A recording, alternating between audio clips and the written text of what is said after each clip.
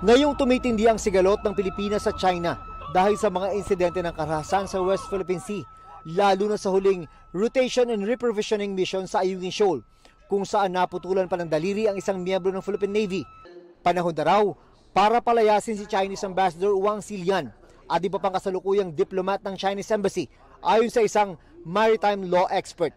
Wala po talagang naitutulong yung kanilang ambassador at yung embassy staff. Kailangan nating pauwi na yung mga yan, no? Dahil seryoso talaga itong nangyari na to. At dapat kung mag-uusap tayo, mag-uusap tayo ng matinuba. Lalong higit daw na kailangan ngayon ang tunay na diplomasya. Hindi dahilan na magkagera dahil may nawalan ng daliri. Bagamat seryoso yon, okay? Kailangan pa rin ayusin yon sa pamagitan ng diplomasya, no? Ng peaceful means. Sinagot naman ng Philippine Coast Guard ang pahayag ng Chinese Foreign Ministry na hindi raw ordinaryong misyon ang pagpapadala ng supply para sa mga sundalong Pilipino sa BRP Sierra Madre. Wala raw dapat pakialam ang China anuman ang dalhin sa BRP Sierra Madre. Hindi raw ito paglabag sa soberanya ng China dahil hindi nila legal na pag-aari ang dagat. Makatutulong din daw na isa publiko ang mga gagawing RORE mission sa Ayungin Shoal.